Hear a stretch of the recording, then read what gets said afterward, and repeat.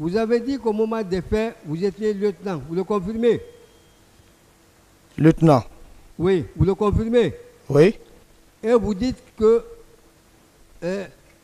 vous avez profité d'un avancement par rapport, suite au décret qui a été, comment on appelle, fait par le président de la transition, le général Sekouba Konaté. Vous le maintenez? Oui. Vous dites que c'est un avancement général. C'est un avancement général. De l'armée. Affirmatif. Vous êtes le lieutenant. Le capitaine Dadis, est-ce qu'il a bénéficié de cet avancement-là? Puisqu'il est toujours capitaine. Hein? Je ne sais pas, il est là, vous pouvez le demander. C'est à vous que je pose la question. Je ne sais pas. Et pourquoi, selon vous, il n'a pas bénéficié de cet avancement-là? Selon vous? Est-ce qu'il était même à Conakry maintenant? Qui? Je ne sais pas. Est-ce que vous connaissiez, vous pouvez un peu nous dire si vous connaissez les relations entre le général Sekouba Konaté et le capitaine Dadis au moment des faits? Quelle était la nature de leur relation? Quel fait? Quel moment de fait de quoi? Avant le 28 septembre et même après, quel jugement faisiez-vous de la nature des relations entre le général Sekouba Konaté et le capitaine Moussa Dadis Camara? C'était son ministre de la Défense, c'est son truc qui montait et descendait ensemble. Relation extra-professionnelle, si ça existait. Je ne saurais dire cela parce qu'il est là, c'est son truc qui montait. On n'a pas vu de division entre eux pendant qu'ils étaient ensemble. D'accord. Au moment de votre accident, est-ce que vous étiez armé? J'avais pas d'armes. Vous ne portiez aucune arme? Oh, j'avais pas d'armes. Même pas une arme blanche? Non.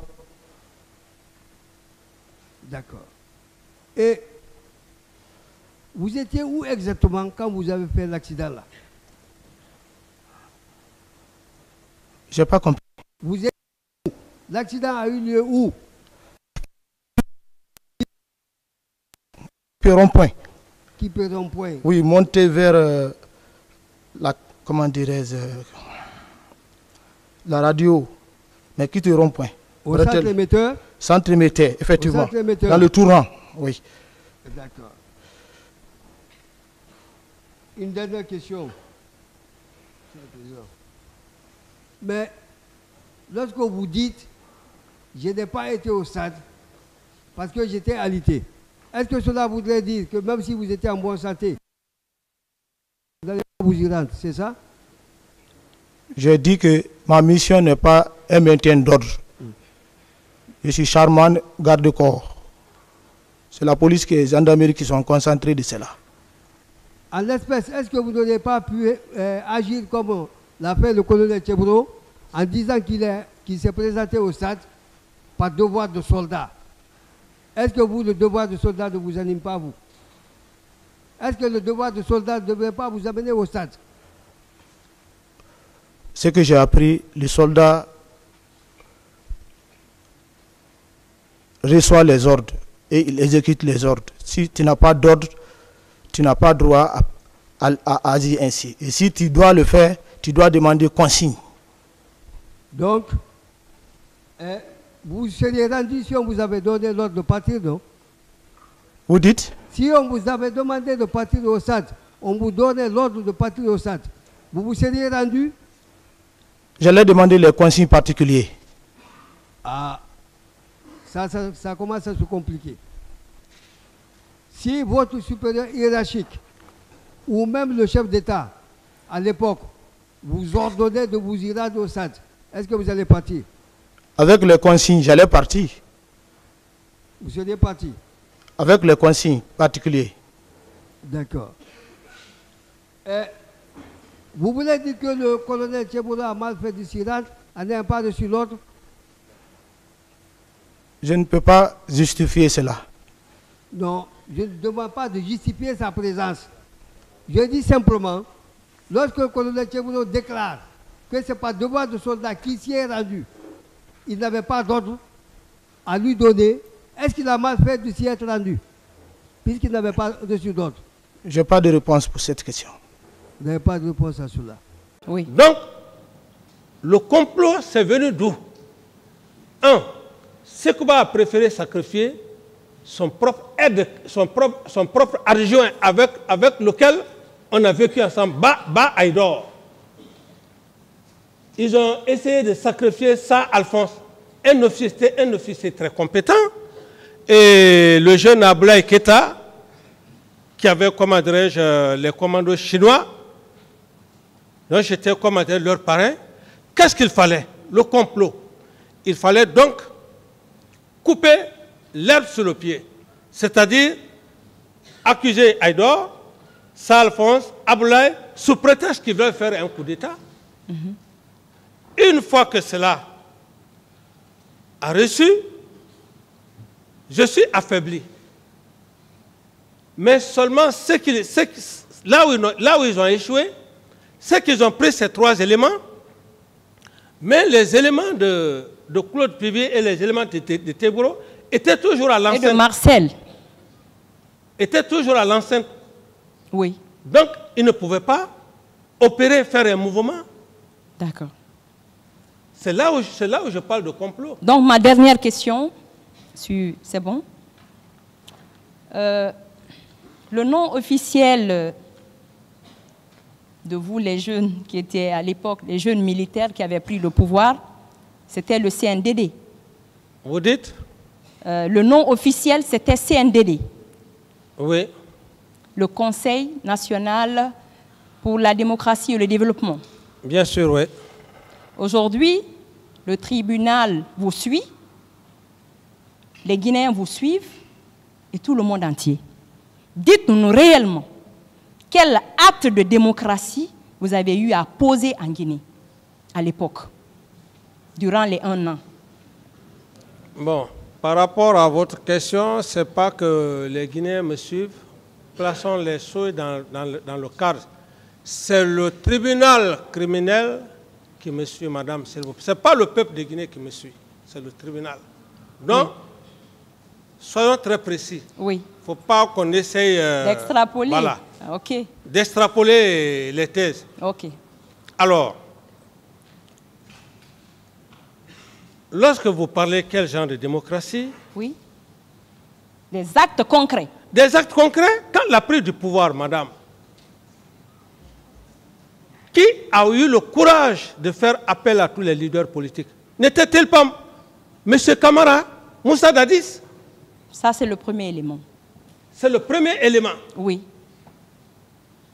Ça veut dire que c'est d'abord l'idée de la démocratie.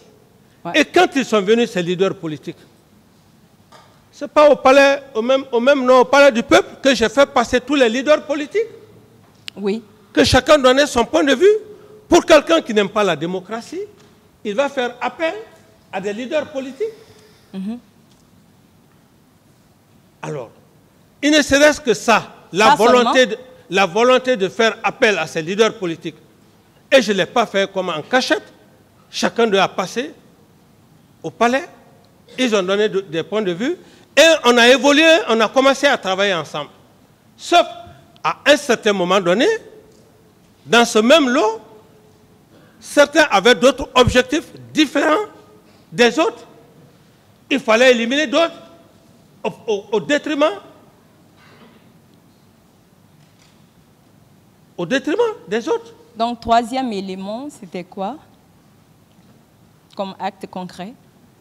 Comme acte concret? Oui. Il ne serait-ce que ces 2 éléments. Je n'ai pas besoin de citer plus de... Donc, la protection des citoyens et leurs biens, ça ne fait pas partie. Et le 3e élément, oui. Vous le savez bien, madame, même si parce que nous ne sommes pas sur la planète Mars, vous avez vu pendant les 11 mois que j'ai eu à faire, oui. Les 11 mois, comparativement aux 10 ans que vous avez eu à passer ici, oui. Vous pouvez vous faire la différence. La différence, il ne serait-ce que les actes que j'ai eu à poser. C'est l'occasion maintenant de dire devant le peuple de Guinée et devant monsieur le président du tribunal que si nous voulions parler de démocratie, j'ai œuvré à cette démocratie. Voilà. Malheureusement, les hommes avides de pouvoir, que les Guinéens ne veulent pas, que les Guinéens ont peur de le dire pendant plus de 10 ans, oui. ne veulent pas, ils sont dans les salons en train de manger. Malheureusement, M. Alpha Condé, je le dis et je réitère, on a transformé autrement. C'est moi qui ai évoqué malheureusement, vous me laissez... Oui, malheureusement, vous devez laisser l'accusé parler seul. Alors, si vous-même vous lui prêtez des termes, voilà, ça va. Il en a profité l'occasion. Il en a profité l'occasion pour changer les donnes de cette démocratie. D'autres questions, s'il vous plaît. Okay, malheureusement... Bon. D'autres questions, madame, pas de commentaires. Posez d'autres questions. Est-ce qu'à l'époque, les Guinéens n'ont pas été vus sur la chaîne nationale et internationale en train de pleurer, en train de crier leur peine? Des questions en rapport avec les faits, s'il vous plaît. Je continue.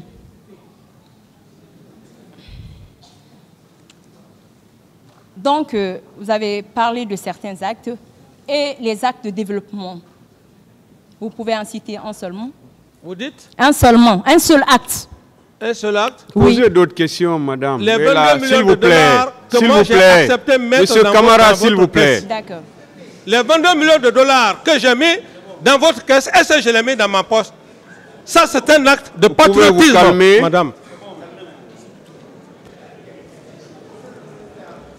Vous pouvez vous calmer. En définitive, monsieur capitaine. Posez d'autres questions, s'il vous plaît, madame, en rapport avec les faits. Par rapport au fait du 28 septembre, est-ce que vous pouvez dire clairement devant ce tribunal que le ministre de la Justice n'avait rien fait, n'avait rien posé comme acte?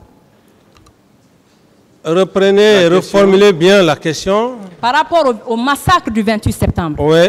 Est-ce que vous pouvez affirmer devant ce tribunal que le ministre Siba n'avait rien fait par rapport aux actes posés au stade dans le cadre du massacre? Il n'a rien fait après ces massacres. Moi? Le ministre de la Justice. Votre ministre. Le ministre de la Justice? Oui. Non, je ne peux pas dire que le ministre de la Justice n'a pas fait son travail à l'époque parce que j'ai fait appel à la commission internationale. Oui. Et j'ai ordonné de créer une commission nationale à l'interne pour gérer nos propres problèmes. Et je pense que c'est dans cette situation où on a pris des cadres magistrats par-ci, par-là que je ne maîtrise pas. Donc, je ne peux pas dire que le ministre de la Justice d'alors n'a pas joué son rôle.